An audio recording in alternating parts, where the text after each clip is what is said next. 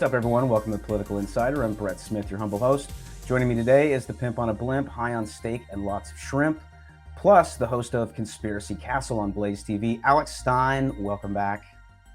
Hello, Brett. It is an honor and a privilege. It's good to hear you and see you again. I have not talked to you in a minute. How long has it been since last time we talked? Was it the last AOC incident? It was actually. It was the it was when you confronted her, the juicy booty incident. So the juicy booty, my big booty Latina lifestyle. Brett, I miss her every day. Please tell her to unblock me. It's just I can't go on without her connection. I can still see her on Instagram though. So that's. I implore her to unblock you. But we've got to talk about our favorite big booty Latina. Last week, she had a town hall, which didn't turn out like she had planned. She was called out by some locals and accused of being a war hawk for sending weapons and money to Ukraine. She was accused of pushing us to the brink of nuclear war. One man called her a coward and went on to ask if she would denounce the Democrat Party like Tulsi Gabbard. And then he called her a liar. What's going on? You know, how could these once true believers in AOC now turn so cynical? Yeah, I mean, I just think when you see her trajectory, how she even got into Congress, she was basically like casted. You know, her documentary. I think what is it like? What was it? What was it? Central Crashing. Casting. It was like CIA. I know, but what was the name of the documentary on Netflix? I forget. It was like Crashing the House or something. Yeah. I don't even know. I know. Who cares? It doesn't matter. But my point being is she's basically casted out of Central Casting, and she is pretty. And that's one thing conservatives say. Oh, well, she's not. Actually, when you see her, she is, you know, objectively very pretty. And so that kind of took her a long way, I believe. She's popular. She's young, and in a place where, dude, Brett. I mean, I don't care how. Unless you're like some Capitol Hill expert, I'm pretty dialed into politics. I mean, I'm not like an expert. But when I go and sit there all day, I don't know 75% of the politicians that walk by me. I don't know 85% of them, really. I mean, you only know a few of them. And I think in her, what was it, her Vogue or Vanity Fair, whatever they wrote about her, I think, or it was Men's, or it was GQ. And they said that she is like the third most popular politician behind Trump and Biden. And after the success that I had with just saying, you know, a 1 minute interaction with her, I mean, 10 seconds, really, I think in our interaction, maybe it was, but changed my whole entire profile. I mean, it was like it kind of put me on this like upper threshold, like, oh, even though it has alienated me from people, but now with the time that goes by, more people are like, oh, okay, like Daily Wire kind of stayed away from me, but they recently had me on, so now they're kind of like, oh, well, enough time, because there is a conservative side where like you can't be sexual, you can't talk about sex, but dude, everybody has sex. Like, I don't want to sexualize children at all, but come on, let's not. We can talk about sex as adults. I mean, it's not. No, there like were some people on the right that took issue with what you did. They were like, "That's too far," and I was just like, "Come on, get out of here." You know, be a break. Heavy, yes. It was not a big deal. It was hilarious. Well, you know, it is what it is. I think we got, you know, my mentality obviously is to mock and ridicule these people. But AOC is one of the most popular. So I like you're saying, like, we're gonna watch these videos, these people, you know, or, you know, calling her out. She's still really well known. So I feel like that fame in politics almost takes you like 90% of the way. So I don't know if she'll be unseated. Maybe I like Tina Forte, who's challenging her. But I mean, does Tina Forte really have a shot against arguably the third most popular politician in DC? Well, I guess AOC didn't show up for a debate with Tina, so which seems to be a trend. Didn't have to go to. Yeah, she didn't have to go to every. I mean, AOC's not. She is not that brilliant, but you know, she doesn't want to go to debates. She's in the top dog. I mean, you don't go getting that. See, that's the problem. Is she went and got in the mud with a pig like me, and then made all this reaction content where I'm like waving at the cat. She put me over in wrestling terms. I was a nobody, and then she's like, "Oh, this guy." Now all of a sudden I'm somebody because AOC's like, this is a person that exists. We've got another incident. Last night she was in Queens and she was at a town hall and was unable to speak because the people of Queens were just too rowdy. They chanted, "Hey, hey, ho, ho, AOC has got to go." And she appeared to be even like kind of grooving and dancing to their chant. She was mocking them, which, you know, is always, you know, a good move. Mock your constituents. She then tried to get the crowd under control by taking the mic and sort of bizarrely yelling, "Okay, okay, okay," sounding a lot like Rosie Perez. And, you know, again, I was just kind of like, what is going on in Queens? What is going on with these constituents? The honeymoon appears to be over for AOC. Yeah, I mean, I felt like it was just a mix of like Lou Bega Mambo number 5 when she started, she hit that microphone and I thought she was going to do karaoke when she pulled out that Latina accent and then the way she was dancing. And, there is some sort of Was like that a salsa? self-defense. Was that a salsa move? Is that what was going on there, you think? Well, there's probably is music playing in her head, but it doesn't matter. It's just, her constituents calling her out. She is probably frustrated, and we need to be doing this more. And I'm not trying to take any credit, which I deserve all of it. Jose Vega, who I think is kind of as a liberal leaning guy, well, he's like in his Twitter message to me, he said, I was one of the inspirations for him calling out AOC. So really, people also I see on the comment section on those videos, sometimes they're kind of like, oh, this isn't the right way to do it. But really, this is our only interaction with them. As a matter of fact, in Dallas, they had an hour-long discussion item, which is they're putting up for a vote to get rid of the public comment in Dallas City Council because I've done so many crazy videos and so many crazy stuff. Even though I can only speak there once every 30 days. That's like even some of the city attorney said. Like even though they even said my name, Alex Stein, doing these performance arts pieces and stuff. But my point being, with this, they want to limit your interaction with these politicians. Even there, like they can't handle what I do in a public meeting in front of the public.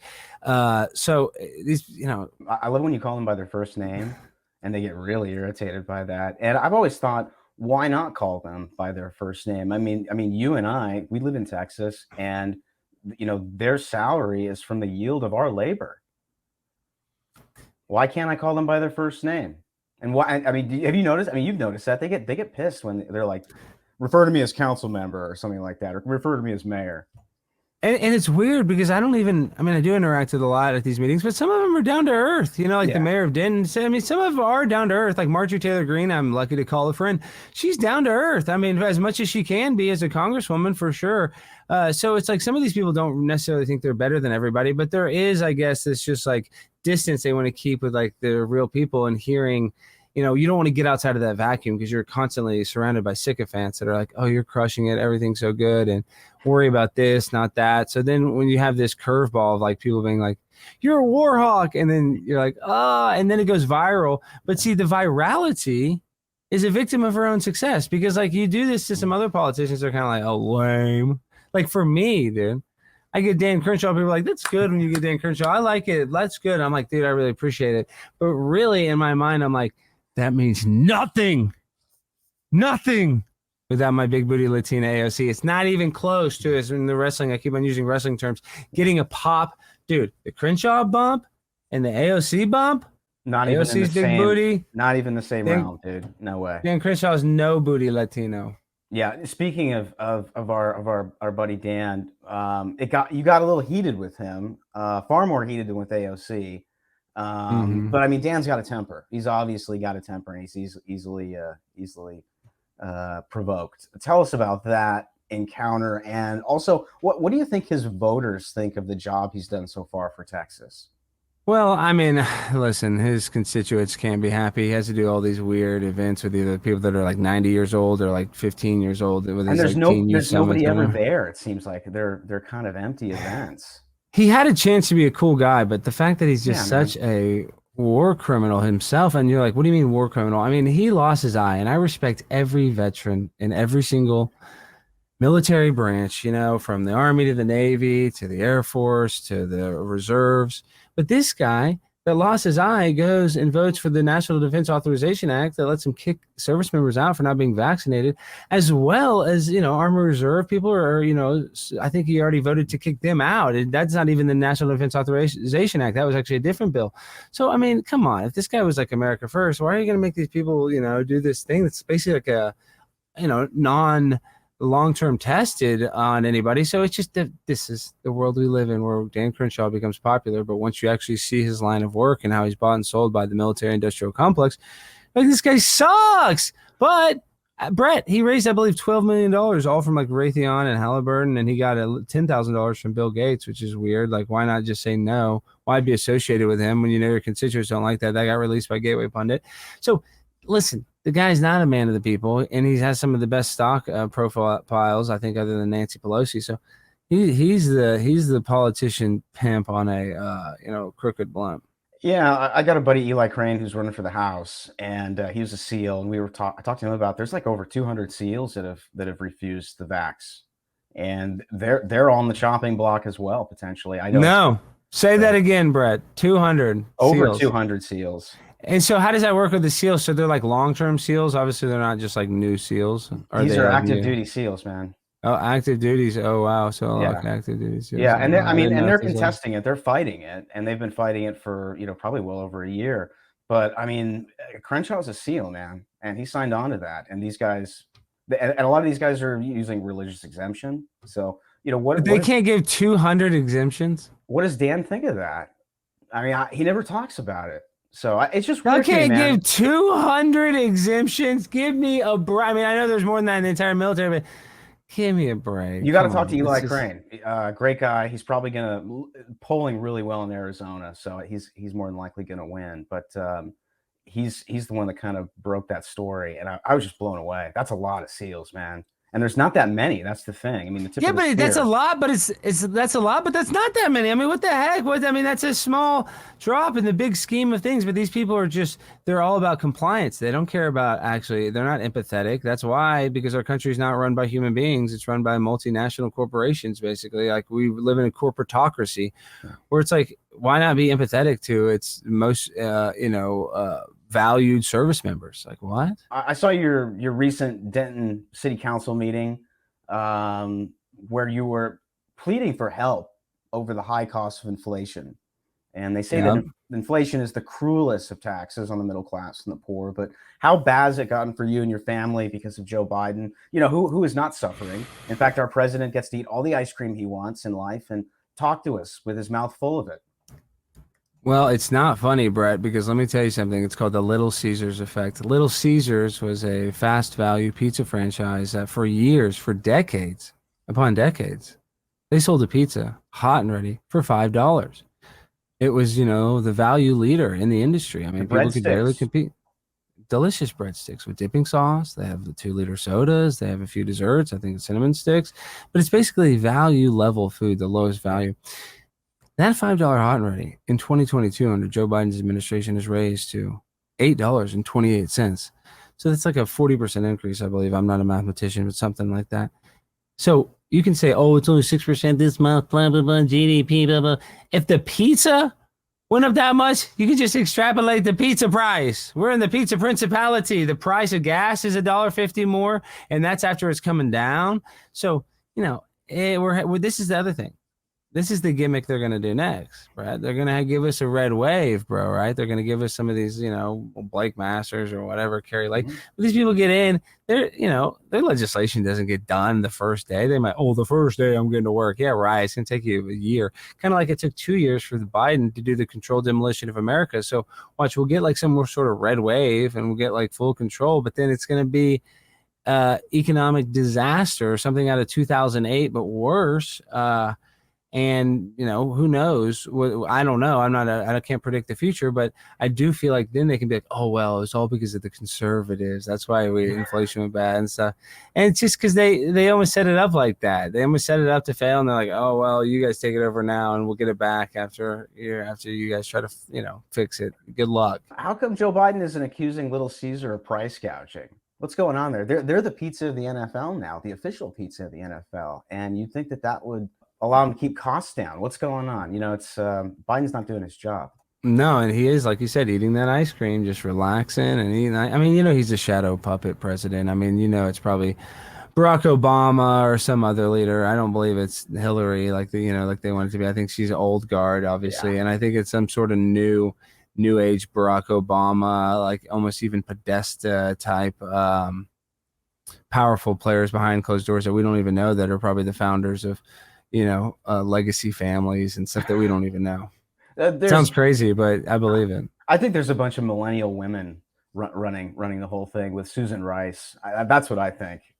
There is that. The feminization of just everything. It's become, and that is weird. That's kind of I actually am, I'm not people that call me homophobic or transphobic. I'm not. Like, if people want to transition their sex as adults, I think go for it. I mean, I don't know if it's the best decision personally, but I'm not against it. I was a libertarian. That's your body, your choice. Yeah. But on children, I just don't think if children can't do all this other crap like vote, drive a car, I mean, shouldn't there be limits on gender reassignment surgery? I mean, it seems there's so many limits on so much other stuff. You can only get so many pain pills. You can only get so much stuff. Right. How is this not like you're just going to do this surgery? And it just seems a little extreme for such a young age. I recently spoke to Ann Coulter, Robert Davi. Did you have you what on Instagram on your show? What? I like Ann. She was on the show. She's married though, right? She was on the show. She's married, correct? No, she's not. She's not married. Oh, she's single? I've always I have a little crush. You know, I have a crush on her just from that one clip where she's on Bill Maher's show and they're like, who's going to win the 2016 election? She's like, Donald Trump. And they all just die laughing. It's like a movie could not have done that, as well perfect. As that. Yeah, I remember that well. I remember watching her on Politically Incorrect back in the 90s with Bill Maher before he got fired and then transitioned to HBO. But yeah, she was on the show. She's great. And we were talking about culture, and I brought the same thing up to Robert Davi recently because I had him on to talk about My Son Hunter. And then I was on Ben Stein's podcast, the great Ben Stein. And he's my other dad, my grandfather. He's fantastic. It's a joke. Tucker Carlson's my dad. That's right. It's funny that they all said the same thing. Those of us on the right, we don't need any more lawyers, economists, political consultants, or politicians. We're chock full of that. What we really need is teachers and artists.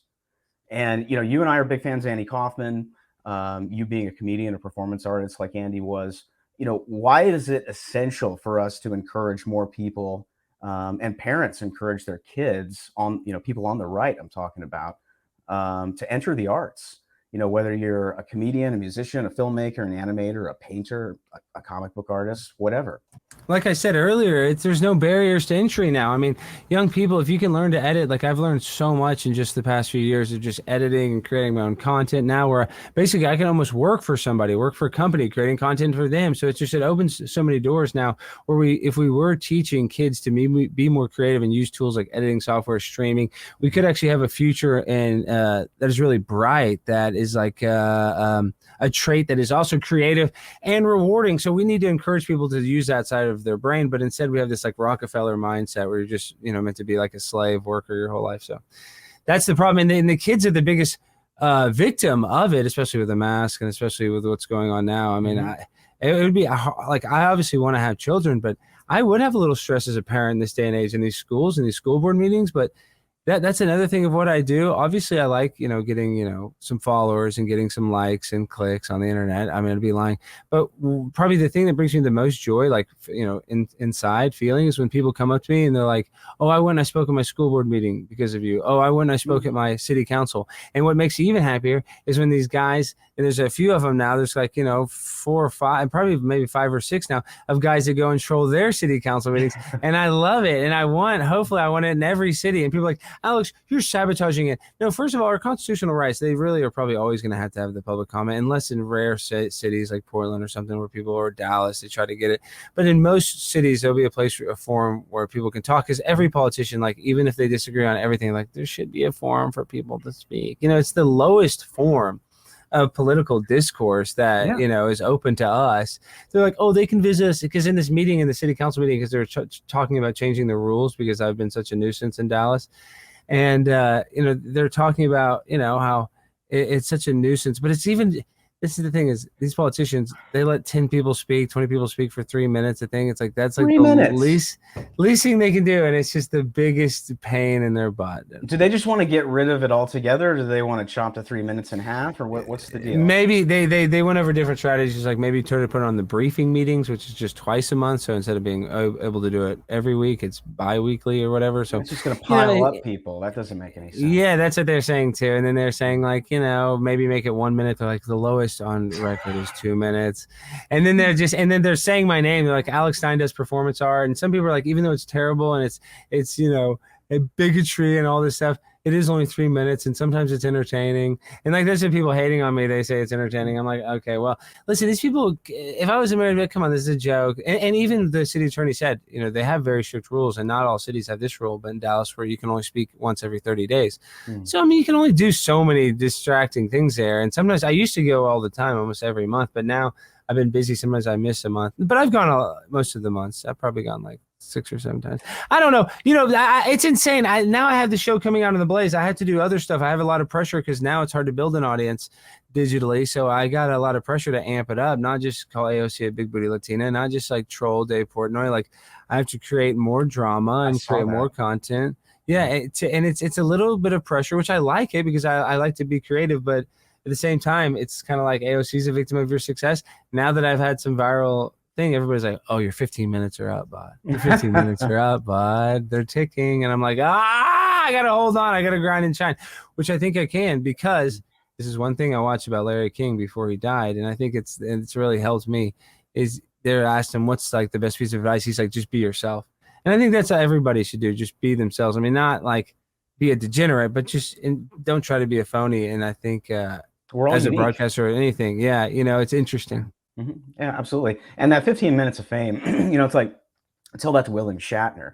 That guy's had how many incarnations? He's reinvented himself so many times. Yeah, but he's like you say William Shatner's one of the most famous actors of all time. But he was living in a van after Star Trek, dude. And then it's like, was he? I don't know his trajectory. The guy was. Well, he did all those credit card or whatever Travelocity commercials. Now he's a triple, quadruple loaded. Well, it's like he disappeared, and then he's like doing, the spoken word albums and these B movies, and then all of a sudden TJ Hooker, and then Rescue 911, and then Travelocity. He gave up the salary to take stock in Travelocity, which is why he banks so big on that one. But the guy just was like able to reinvent himself. There's a bunch of people like that, like Ben Stein. It's like for us, he's the John Hughes guy.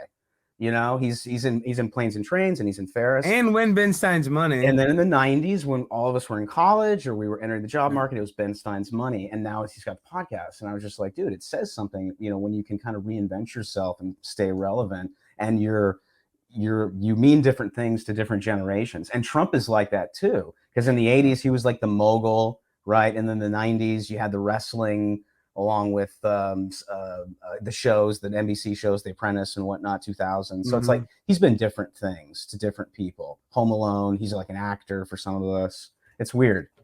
But he's a mega celebrity. Donald Trump is one of them. I mean, he would be on Howard Stern, Miss USA or whatever. I mean, Miss Universe, whatever it was. I mean, he was a mogul name on buildings. So, but it's funny you mentioned Ben Stein because like now he's like considered like a controversial podcast or whatever because he said the crime in Los Angeles is bad. I mean, it's like, well, I mean, isn't that crazy? Whoa, like, he's off the handle. Why would he say that? That's racist. Like I was saying that about Ben Stein. They're like, dude, what? He's like an old Jewish man. He just doesn't want to get in any violence, and he talks about it. Racist. Like, give him a break. He's probably worried. There is a lot of crime and danger in Los Angeles. Even in Calabasas, apparently, they caught some intruder outside of Kim Kardashian's house. Of course, she's but you don't just stay. And even in Calabasas, I mean, you don't just stay in those pockets too. So it's like, come on, you almost have to interact with these people. Like at some sort in Los Angeles, you interact with some people that are struggling. So that's just the reality of the situation. Tell us about Comedians of the Compound and who will be there and when.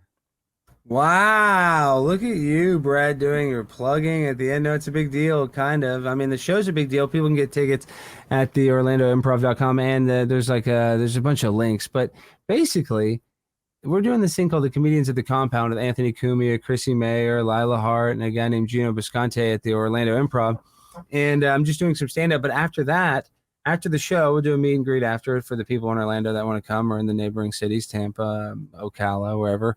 We'll do a meet and greet after. But we're doing a thing called the Content House where we're going to film for like 48 hours straight. And Chrissy Mayer, she does a live stream. So Anthony Cumia will be on it and a bunch of other live streamers, a bunch of other YouTubers. So I've never done anything like this. So I think this is going to be insane for the Ukraine, not just a comedy show. That kind of kicks off the events. I think one day we're going to go to Bubba the Love Sponge racetrack and race cars. So yeah, it's going to be awesome. That sounds awesome. Are you familiar with Bubba? Did you ever listen to Howard and Bubba era of Howard Stern ever? No.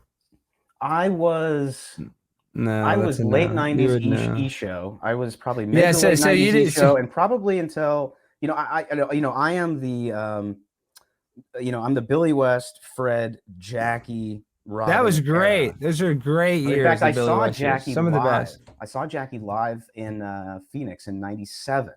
at the Celebrity Theater. That's like my era of Stern. And then at some point in time, it was weird. I transitioned from Stern to Limbaugh.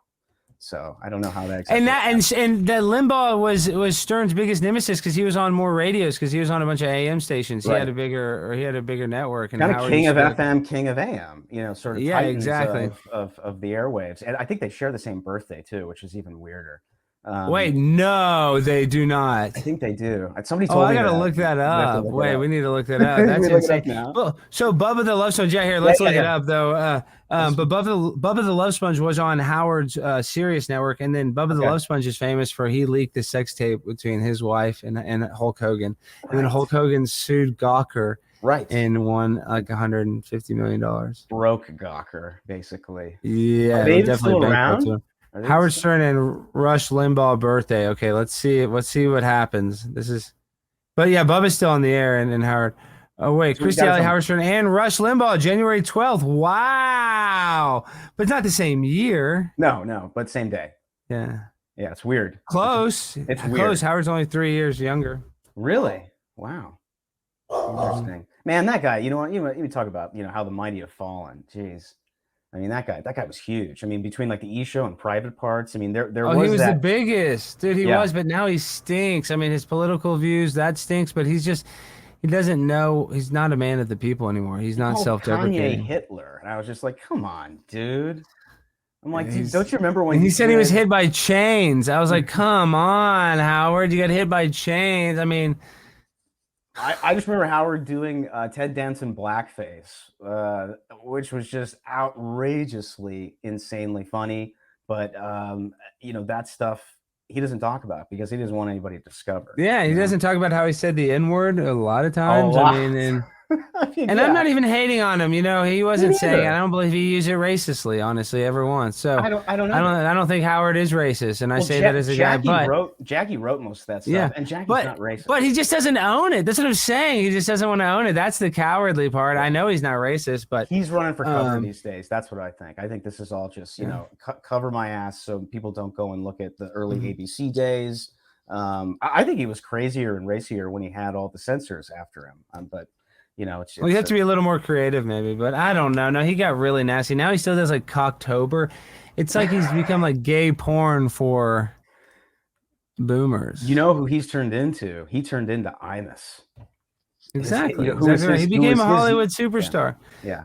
I mean, he should be calling these people out. And I know it's hard. It's hard to keep that flavor. Like, I'm still new, and I was gonna go on freaking Dave Portnoy is gonna be in Houston, Texas, but I'm gonna miss it. And I was gonna drive down there because Glenn Beck invited me to be a guest on his podcast tomorrow during that exact time. So I have to go on Glenn's show, obviously. And I'm excited to go on Glenn's. I don't want to sound ungracious. I'm so excited, but it's just funny. My point being is I would have to go confront him. So it actually is a relief. It's I'm so happy to get to go on Glenn's and not have to actually go like, you suck at basketball, you're, whatever, sexual assault, you're pizza boy. I don't know. The point being is like, this is so much better, but I am excited to go confront people, but you can only do this confrontational type content. It is wearing. It is a little challenging and wearing. Did you get any pushback after Crenshaw from like Capitol Hill Police, or did you see any? Oh, yeah. And I need.